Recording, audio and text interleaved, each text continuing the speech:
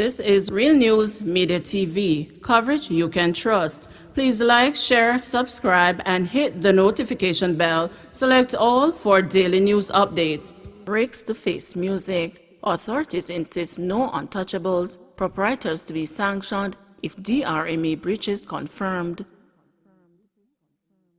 Residents of the resort town of Negril were not surprised at Wednesday's police crackdown at Rick's Cafe Negril, many telling the news that it was long overdue. The residents contend that floating the Disaster Risk Management Act had been a way of life at the location, and their complaints to the police over many days fell on deaf ears.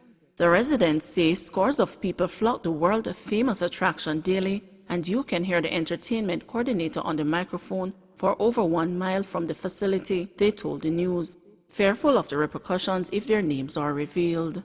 In fact, the overloaded tiki boat that sank recently in the resort town was moored at the West End attraction, they say, with at least another 8 boats docked in the vicinity with revelers. Rick's seemed to have been operating under its own rules and regulations. It remained the party central for the countless number of tourists who go there for sunset and boost every afternoon as early as 1 p.m. during the pandemic, our news team was told.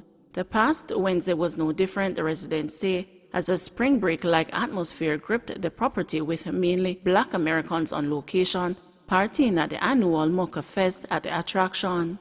Mocha Fest was advertised as 8 days of parties on the island, with some of the venues kept secret. The sports bar, which was the first to introduce a COVID-19 surcharge to patrons last October, was ordered closed for 7 days by the Ministry of Local Government and Rural Development, having hosted the party, which breached the orders under the DRMA, while the Tourism Product Development Company has revoked the COVID-19 compliance certification. The entertainment facility will be required to undergo a recertification exercise to ensure strict adherence to the protocols, the organization said in a statement on Thursday. The sports bar operators could be fined up to the maximum of $1 million or 1 year in prison if found guilty of breaching the rules.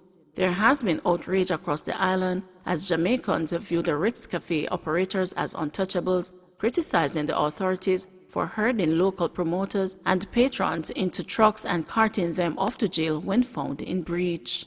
The Negril residents say they gave up complaining about the noise and breaches after calling the police on several occasions and then nothing happened. But Superintendent Robert Gordon, who heads the Westmoreland Police Division, said it was unfortunate he was hearing the complaints for the first time. I am not saying that they didn't call, but if something is not happening at the local level, escalate it, because there is evidence that the operators of Rick's Cafe are not untouchable, he told the news. Contacted to respond to the residents' claims and the operation on Wednesday, Tom Martin, property manager, would not say much as he is awaiting the outcome of the investigation by the authorities. He, however, admitted that they were taking their medicine. Prime Minister Andrew Holness has said he is expecting that if there is any breach, the full application of the law will be guaranteed. Tourism Minister Edmund Bartlett has warned that breaches in the sector will not be tolerated. All our partners, local and international, who will engage our tourism product over the next months, as long as the Disaster Risk Management Act exists, must be compliant in all regards, was the stern warning Bartlett made. Bartlett said that the management of the establishment has been summoned to a meeting with the local government ministry and the Office of Disaster Preparedness and Emergency Management. Opposition spokesperson on tourism, Janice Allen, and the Jamaica Hotel and Tourist Association also weighed in on the matter. Allen wants equity in how regulations are applied across all industries, and the JHTA has reminded all local stakeholders to observe all health and safety protocols within their properties.